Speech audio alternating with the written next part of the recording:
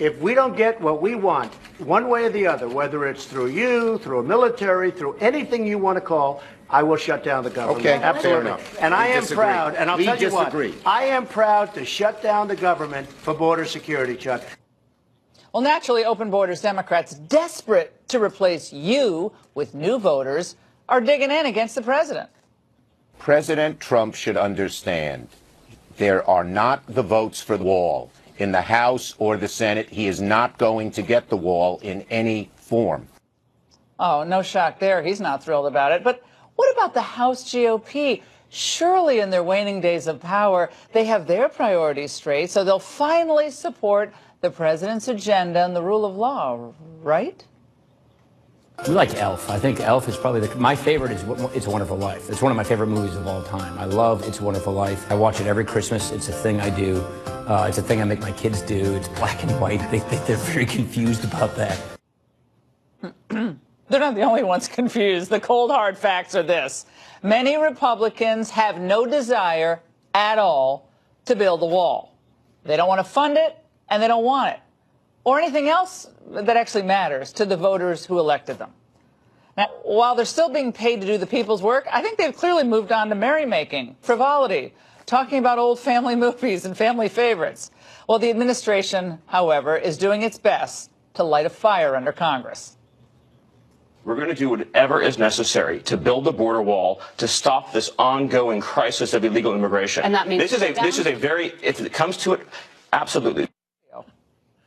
But so what if they only have a few legislative days left in the majority? As today's New York Times reports, the Republicans are not feeling the urgency at all.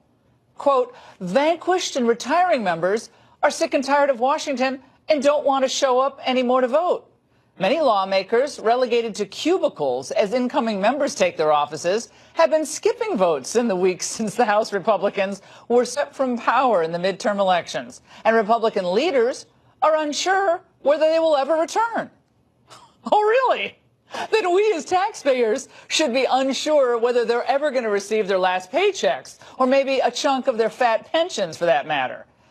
This is a complete dereliction of duty when we have an ongoing emergency on our southern border. Now, they're worrying about working out of a cubicle? But let's not kid ourselves, my friends. The leadership of both parties, again, never wanted to fund the wall. Speaker Paul Ryan, a nice person, but he was always against it. Remember what he said back in October? We intend on having a full-fledged discussion about how to complete this mission of securing our border, and we will have a big fight about it. And we're going to be looking at doing we'll figure out how to do it in December. Oh my gosh, a full-fledged discussion? A fight? Well, we've had neither. And as I predicted in October, it's all talk, push it to right before Christmas, they'll do nothing. Now, does Ryan really think we're all that stupid? And anyway, what's there to discuss? Secure the border. That's what we want. We have people pouring across our border, children dying from the trek because adults, they know that if they have a child with them, they're going to be processed and then they'll be released into the country. That's just the way it works. Well, the truth is, Republican leadership, for the most part, with few exceptions, again, never wanted a wall. They just want the appearance of border fortification. You need cameras, you need electronic devices, you need these you need the aerial devices to be able to police it. In the mountainous areas, you can't build a wall over a mountain, so you need cameras and you need drones up there. Deep thoughts. You can't build a wall over a mountain. Okay, anyone and anytime they start talking about sensors and drones, they're closer to the Schumer position than the Trump position. This is why I repeatedly urge the Republicans to elect a new speaker back when Ryan announced his retirement. They needed a strong leader who would help enact the president's agenda, not someone more focused on, well, his long goodbye. I remember just being awestruck the first time I walked down that center aisle. That feeling just never goes away. I still feel it when I walk onto the floor each and every time. Since becoming Speaker of the House, which is not something that we're used to in Wisconsin, I'm the only one who's done that.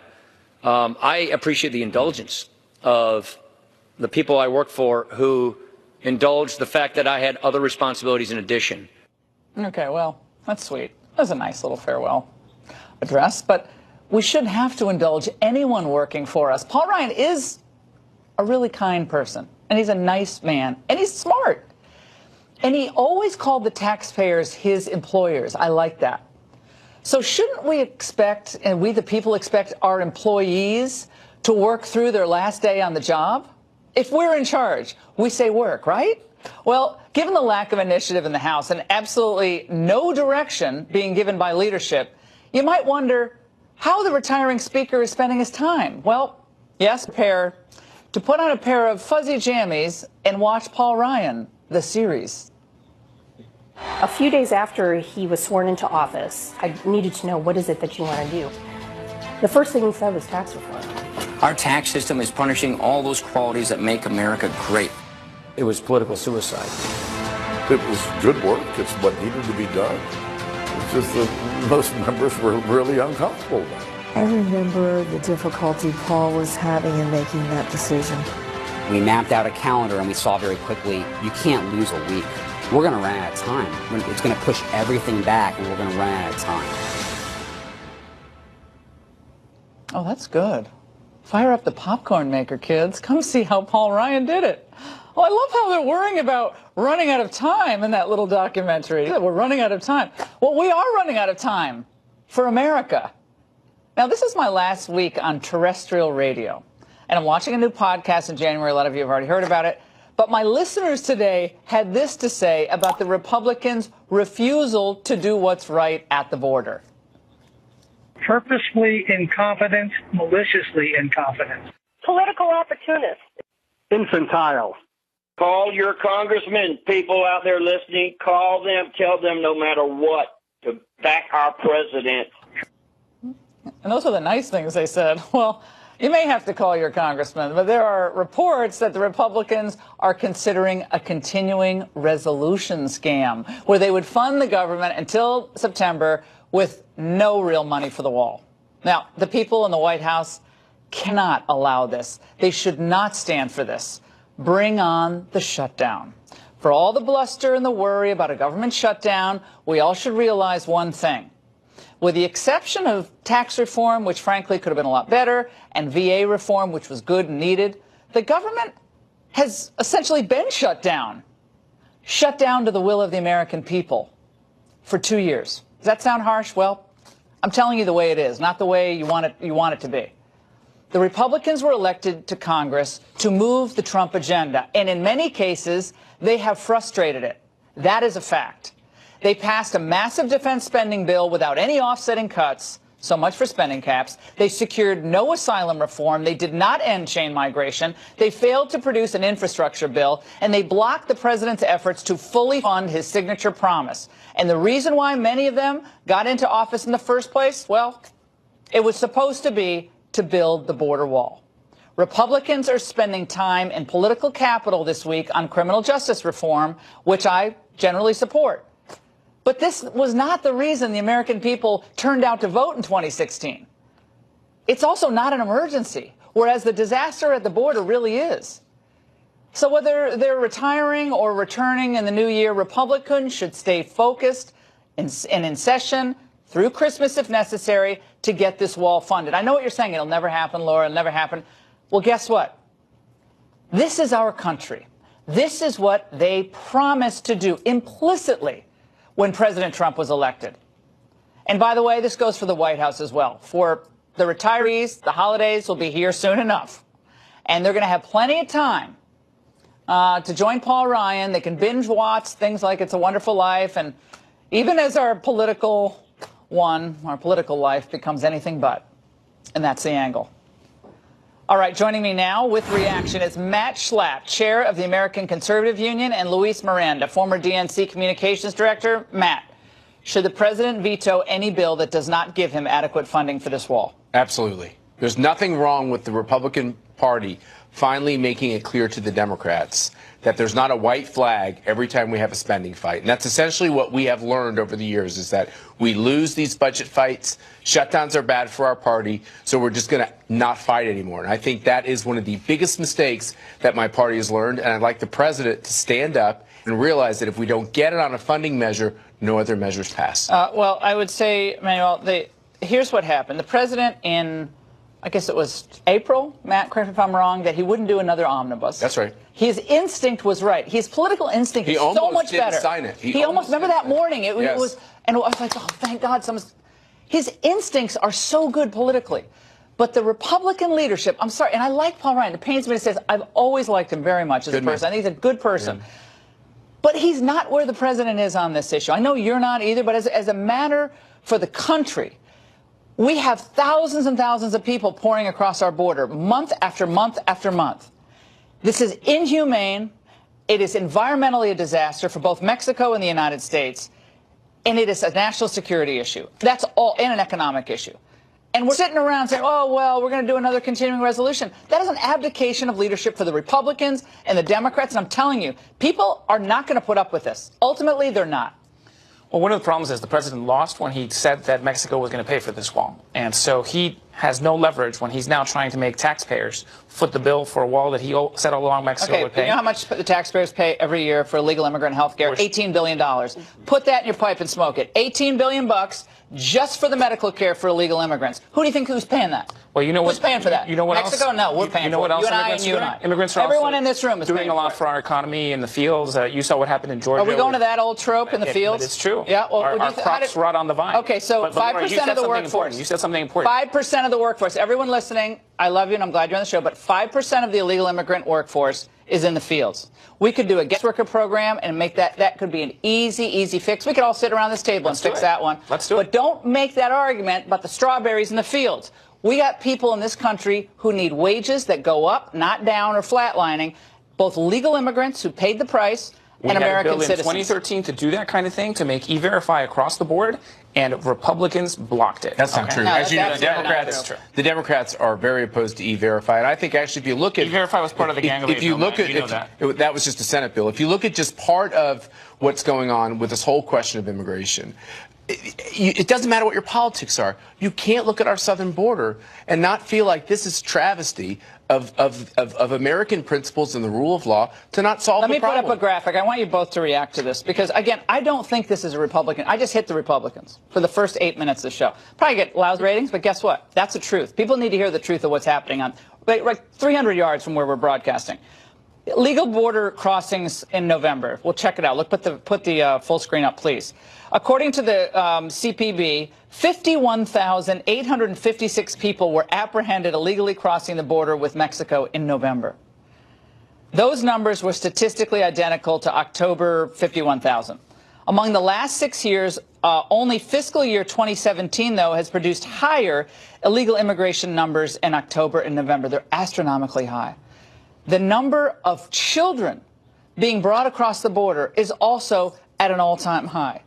Laura, at an all-time high. Where I agree with you is that there's definitely things we can be doing in any number of fronts to improve the legal immigration system, to improve how we handle security at the border, to improve an asylum process. Do you believe in a border? That gives people options along the way. Do you believe in a border? Absolutely. What do you want the border to look And during the Obama administration, we did plenty to make sure that we had a safe and orderly and secure border. We had a crisis which knocked Eric Cantor out of town, and okay? Then we were making sure that we were stopping crossing the border at record numbers in 2014. And money and weapons south. We were doing doing Fast and Furious. I heard about the weapons. Fast and Furious where the weapons were going south. Look, Brian Terry ended up dead. What are you talking about? You say this isn't a partisan issue, but Laura, we have to also be honest that it seems to be in the interests of the Democrats who are running they're going to be running the congressional majority in the House and in the Senate, that they believe that unfettered, an open border, a non-border, in the south of our country is a good thing for them politically. Let's face it. No Democrat in Congress has stated that. Don't let the Republicans off the hook, though. I agree, but they had Congress for the last 2 years.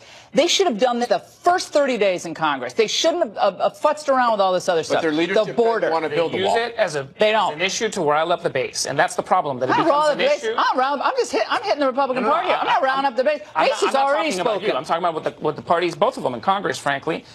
This is a good opportunity to rile up their base on the respective issues when we should be working at real solutions. Because here's the truth. Right now, there's a crisis where 4,000 people are streaming across the border from Venezuela or Colombia, and they're handling it just fine. And you know how they're doing it? They're using it with U.S. money. Are you kidding me? Laura, they're using U.S. money. So the United States government is actually helping them with that. So you tell I me happen to have a lot of friends in Colombia who I talk to regularly. It's a nightmare. The Central Americans that are coming across and help set up systems along the way to make sure that this is not a crisis. You can talk over me, but the facts of Colombia is getting crushed under the weight of the exodus from Venezuela. The United States is giving Colombia money to deal with that, and they're handling it. Oh, my God. And you're telling me that we can't That's work with the Northern Why don't we bring all So why don't we use that money? Why can't? Why is America first, baby? We cannot do this as But hold on a second. Why Let me get in here. Let me get in here. Hold on. So you're in favor, you're in favor of enforcing other countries' borders, but not America.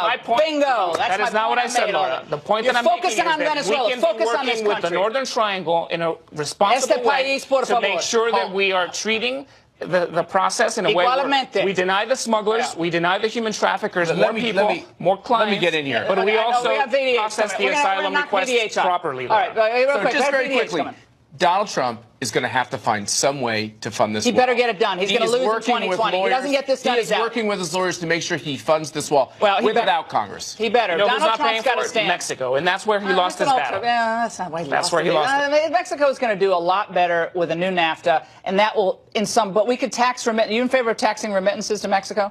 25% illegal, sending money back home. All right, you're not in favor of that. All right, Matt Luis, I appreciate it. Today, former FBI Director Jim Comey emerged from his latest closed-door hearing on Capitol Hill to diss a Fox News reporter, attack this network, and all of you at the same time. Watch. At some point, someone has to stand up, and in the face of fear of Fox News, fear of their base, fear of mean tweets, stand up for the values of this country. Yeah, I have a question from Fox News, in fact.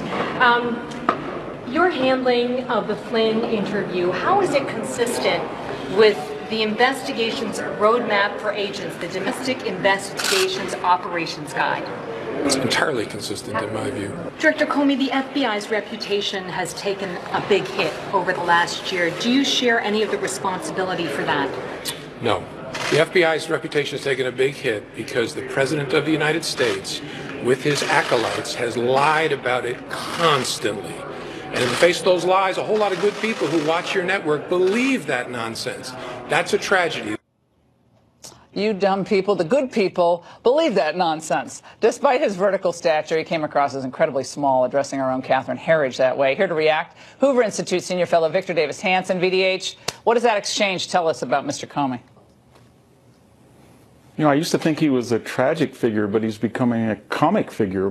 We know that he misled the Congress 245 times. I don't remember. I don't know if you and I did that or your viewers did that with IRS agents, we'd be in jail. He bragged on television or in an interview that he was able to step around the special counsel and get Michael Flynn to have an interview without an attorney, and then there was sort of a perjury trap. And this all comes on top.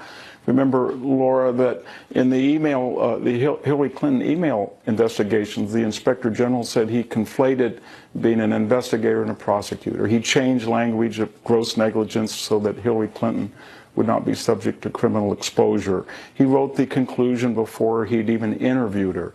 He took out the word investigation on the prompt of Loretta Lynn.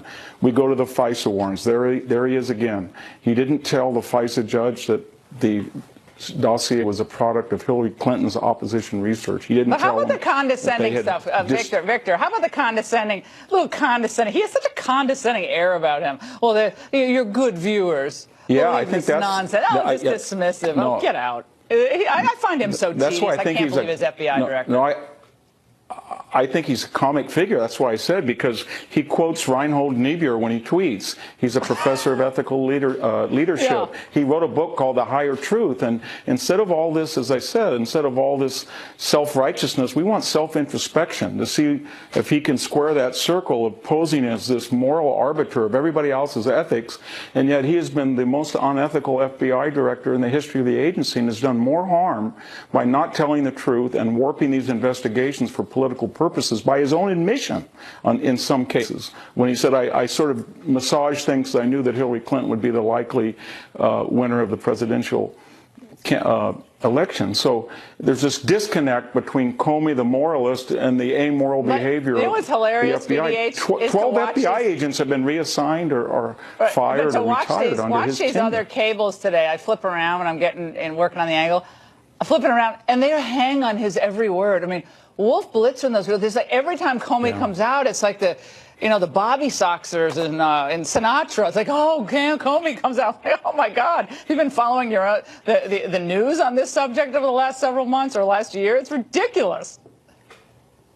Yeah, it is. And, I mean, even his deputy, Andrew McCabe, says that he didn't leak. Comey says, yes, you did. And he said, no, you leaked. And then we were told that McCabe said the dossier was really important. Comey says, no, the dossier was not important.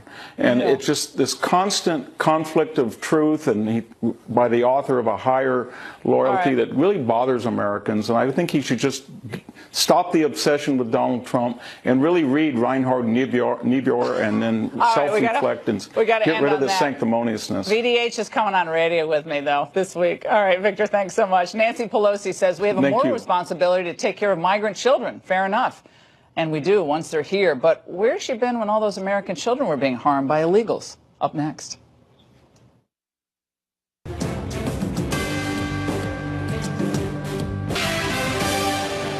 Welcome back to Hannity. Congress faces a midnight Friday deadline to avoid a partial government shutdown. Joining us now for the latest is Garrett Tenney. Garrett? Well, Judge, tonight the White House is suggesting it may be able to strike a deal with Democrats to keep the government open. A number of plans are being discussed, and at this point there's still no specific proposal. But as these negotiations continue, it's starting to look like the White House may be softening its hard line on $5 billion for the border wall. A source with knowledge of the negotiations tells Fox News that one proposal is for a continuing resolution, which would keep the government funded through next year and provide $1.6 billion for border security and about 65 miles of fencing through the Rio Grande section of the southern border. Democratic leaders have already said that they'd be open to such a proposal, but the $1.6 billion is still far less than the $5 billion the president's looking for. Earlier today, he stressed the need for a physical wall, tweeting, anytime you hear a Democrat saying that you can have good border security without a wall, write them off as just another politician following the party line. Time for us to save billions of dollars a year and have at the same time far greater safety and control. To get the president's wall, sources tell our own John Roberts the White House may seek a legal opinion to see if it can use money from the Department of Defense's budget to start building portions of the wall. Again, though, we're told this is just one of many proposals being discussed and worked out, but it is another indication that if the president wants a deal this week to avoid a shutdown, it's likely going to be for far less than the $5 billion that he wants. If a shutdown does drag on into the new year, several senior Republicans also today pointed out to us that negotiations will likely only get tougher once Democrats take control of the House. Judge? All right, Garrett, thanks so much. And joining us now with reaction is syndicated columnist and author Michelle Malkin, along with GOPAC chairman David Avella. Good evening. Michelle, I'm going to start with you. You know, the president has made it clear that he has no problem taking responsibility for a partial shutdown so that he can get the border wall that he has promised.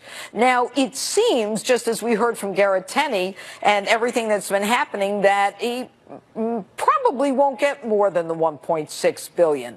How does that happen with a Republican-controlled House and Senate? Well, for those of us who've watched feckless Republicans in the Beltway capitulate over and over again, this is no surprise. And on both sides of the aisle, what you're seeing with this border disorder and this continued foot dragging and kicking the can down the road, this is the dictionary definition, Judge, of border beltway politics as usual. This is the swamp way. And I got to tell you, my readers who followed my immigration reporting for the last 25 years of it are completely sick of it. And they do hope that President Trump is true to his word, because if they don't build the wall, you will fall. And that goes for people on both sides of the aisle. $1.6 billion, this is laughable. It is a measly down payment on one of the most fundamental duties of this government to protect the states against invasion. All right. And David, you know, I mean, you're in charge of GOPAC. You work with politicians across the country. Why are Republicans not in sync with the president on this? Well, some want more funding than what the president is asking for. What we have to keep in mind here, though, is by not funding border security now, we're going to be paying a bigger price in the future, as more money is going to have to go into fighting illegal drugs that come into this country, more of the weapons that criminals will bring into this country. I mean, we heard last week from the Department of Homeland Security how they stopped 3,700 known or suspected terrorists at the border in 2017. They stopped 17,000 criminals at the border. They stopped over 1,000 gang members. So we can pay the price now, or we can pay the price down the line in this. Now, here is the good news. Let's say they don't get something done.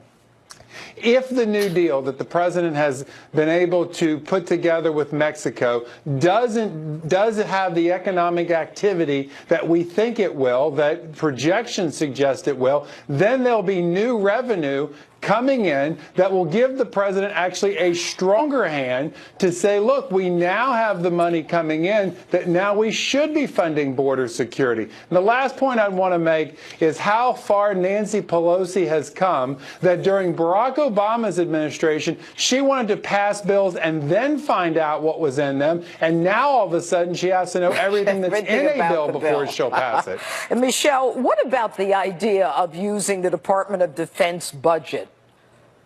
Yeah, I'm in the camp of by any means necessary, and it is certainly true that you know, according to the constitutional mandate in Article 4, Section 4, this is a national security crisis. I mean, we had these migrant invasions, and we've talked about this, Judge, that are coordinated globally. This is sabotage of our sovereignty by, I think, menaces inside and outside of our country. And if this doesn't constitute a presidential prerogative for using our defense budget on the border, I don't know what does. And let's talk about more Democrat hypocrisy, because every Senate Democrat in 2013 voted for $46 billion of border security, including reinforced steel barriers. And Senate Democrats at the time in 2006, including Hillary Clinton, Joe Biden, Chuck Schumer, who now claims that we don't need physical barriers in order to ensure border security, all voted for the Secure Fence Act, which included 30 feet steel bollard fences and That's walls. Right. The idea that we don't need physical barriers at a time when countries around the world can't erect them fast enough, it's laughable, and they need to be called out. All right. And David Avella, just quickly, how much do you think the most the president's going to get? Hopefully he's going to get $5 billion, but it may not come till 2019. All right. Thanks, guys. And up next, we might be headed for yet another Supreme Court showdown over Obamacare. We'll explain as Hannity continues.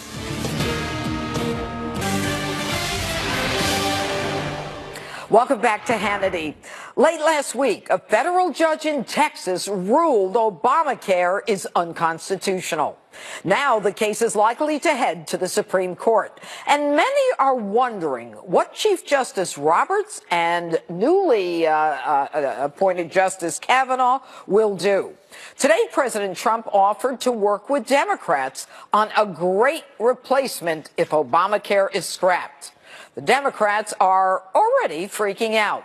Here's what Senator Chuck Schumer said yesterday. It's an awful ruling. It goes, of course, it undoes pre-existing conditions. It jeopardizes the tens of millions who are getting good health care in the exchange, but it goes way beyond that. It would knock out funding for treatment of opioids. It would raise drug prices and close the donut hole so seniors would pay more for drug prices. It would eliminate a lot of maternal care, all kinds of women's health. It's an awful, awful ruling. We're going to fight this tooth and nail. Meanwhile, Democrats are vocal about what they've really wanted all along, Medicare for all. Former Attorney General Eric Holder says it's time now to move to some version of Medicare for all and end this nonsense. That was his reaction to Friday's ruling. Do you agree with him? We need universal health care, and there are many ways to get there. That is one of them. You become president, you're sworn in, you have a Democratic House and Senate. The first bill, the first big domestic policy legislation you move is? Healthcare. Healthcare. Specifically? Well, I believe that we need Medicare for all. I believe that we need to recoup the millions of people that have already lost. So Medicare for all, first thing out of the box, is in the Castro administration. Joining us now with reaction, Florida Congressman and House Judiciary Committee member Matt Gaetz, attorney and lawyer, differently CEO Brian Rotella, and RNC national spokeswoman Kayleigh McEnany. You know, Congressman Matt Gaetz, I'm going to ask you this first. Democrats seem to be excited about the opportunity of fighting for Medicare for all. You'd think they'd be depressed about Obamacare possibly being unconstitutional, but they're pivoting and they're right on to the next one. Is that ever possible? Democrats were happy with Obamacare, but now it seems that they won't be satisfied until they have a complete government takeover of health care. There are Americans watching tonight who've seen their premiums rise. They've seen their deductibles become unaffordable. And at their jobs, they haven't seen the same career opportunities because Obamacare has been a wet blanket over our economy. So now, with this ruling, it's my expectation that our Chief Justice will have a second opportunity to do the right thing and rule Obamacare unconstitutional. You'll remember, Judge, that his basis initially for writing an opinion to uphold the law was that it was a tax. Well, now that we've repealed that tax, the foundation for Obamacare is crumbling, and that means we might be able to actually start on health care worthy of the great people in this country. You know, Brian Rotella, I want to talk to you about what, since the congressman brought it up, how you think this vote is going to go in the Supreme Court and what you think of the Texas judge's decision overturning Obamacare. Yeah, Judge Deneen, what I would say is there's another Rocky movie about this. This is a flat-out knockout. I think Sylvester Stallone, at his age, could come out the way Judge O'Connor, the judge in Texas, wrote this 54-page opinion and could get a 9-0, that's what I'm predicting, next June, which is when I think this is going to go to the Supreme Court, verdict decision upholding what happened in the Texas District Court. And the reason is this, and the congressman alluded to it, Judge O'Connor and the Texas court judge, he laid out line and verse why this baby gets thrown out with the bathwater, and that is the individual mandate. For the audience, that's what was at issue here, is what they were saying. The folks that were challenging this is when you take the tax bill that the president passed with Congress in 2017, that tax bill set the individual mandate to zero. By setting that individual mandate to zero, there is no tax. Justice Roberts said that it was constitutional because it went to the ability to tax. Right. If we have no tax, it's not constitutional. The whole bill goes away. What we have to think about is what happens when the Supreme Court upholds this. Where does our healthcare economy go from there? And, you know, it's all about severability. I mean, you know, once that individual mandate, the tax piece is gone, then the whole thing apparently fails if the judge's thinking is upheld. Kayleigh, I want to talk to you about what we just heard Chuck Schumer talking about. And that was that, you know, the sky is falling. There'll be no money for opioid addiction and fighting that. There'll be no money for women giving birth to children and babies. I mean, it's Chicken Little, run for the hills. How are the Republicans going to gainsay or rebut that kind of message?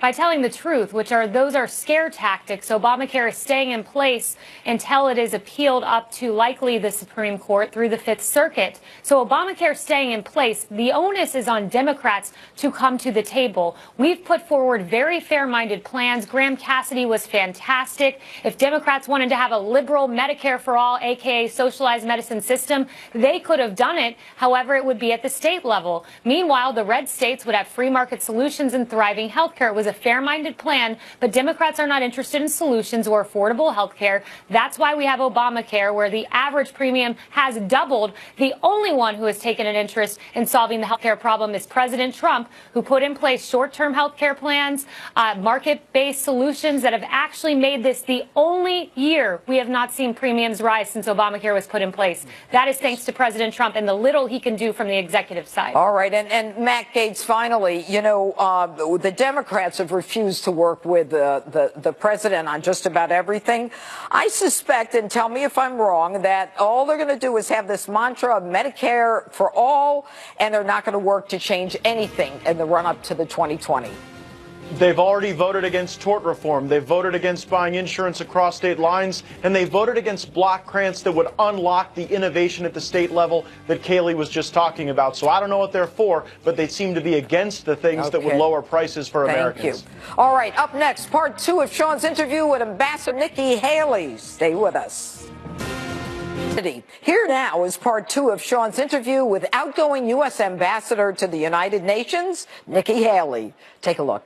Let me go to Russia here for a second. You know, my good friend Devin Nunes, he actually is very smart, and he wrote in 2014 that the Russians were going to try to impact our elections and create chaos. I don't think anybody disagrees that they have. I believe all of that is true. But I also know that, you know, for decades, we have also been hacked many times within our government. And I am beyond frustrated that we allow that to happen to us. We have the intelligence to stop that. We haven't done it. But my question is about Putin. Of course, he's a hostile actor, a hostile regime. But how do we manage? He's got ICBMs pointed at us. We haven't pointed at him. How do we manage that, knowing what they try to do to us? I think exactly in the way that the president is communicating with Putin, that needs to continue to go forward. But it's very much like the Saudi Arabia situation. We want a relationship with Russia. It's in our interest to try and have communication and relationship with Russia. They've made that very hard through the poisoning of the Skripals in the UK, through the fact that we had to go and expel the Russian diplomats. There's been all of these different things that we've had to do, and from meddling in the elections. But we have to communicate what we will deal with and what we won't. And once we do that, we develop that relationship. And so there are times we have to be very hard on Russia. But someone asked me the question, is Russia a friend or a foe? My answer was, it depends on the day. And our goal is to hopefully have them be a friend more days than they're a foe. But it's not going to be because we're being soft on them. It's going to be because they want the relationship back, and they are starting to act better in that way. Obviously, they're a big challenge. Obviously, a nuclear-armed Iran is something the world could not tolerate. It's too dangerous.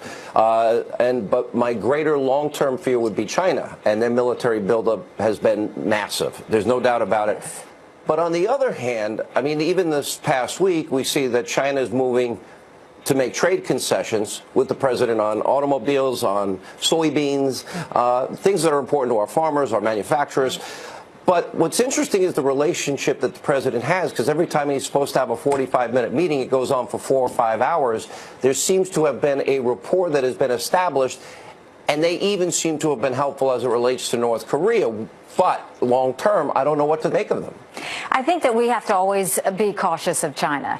But I think what has happened has been so much better is the president and President Xi, they're actually friends. They get along. And for that reason, it hasn't been as hostile as it could be.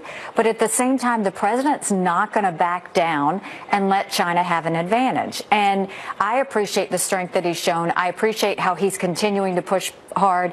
It's what we need from America. They need to know that they can't steal our intellectual property. They need to know that they can't have unfair trade practices, and they need to know that we're watching them. And I think, you know, whether it's cyber or anything else, China is definitely a country to watch, and it's definitely a country that we have to decide what that relationship's going to look like. But I'll tell you, we're in a good place because at least the president has a communication with President Xi, and he has used it to express good things and bad things. Yeah, these are very consequential times as it relates to foreign policy issues. I think Mike Pompeo's been a rock star. Yes. I think you have had an incredible run here for yourself, and I only see a lot of progress that we didn't have. We reversed a lot of the perceptions, as you mentioned earlier. So I've known you a long time.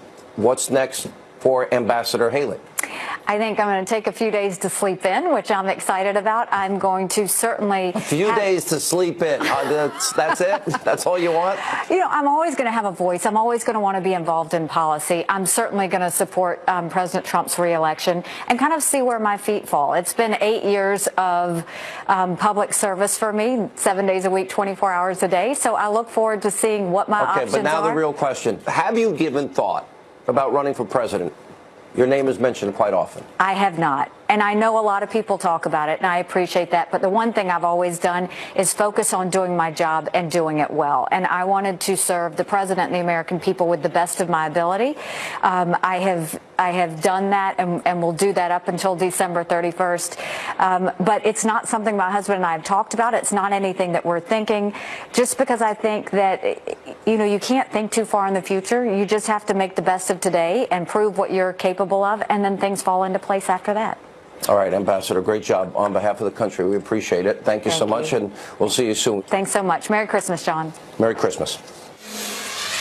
Coming up, Trace Gallagher with a live report surrounding the former Green Beret who's being charged with murder for killing a suspected Taliban bomb maker.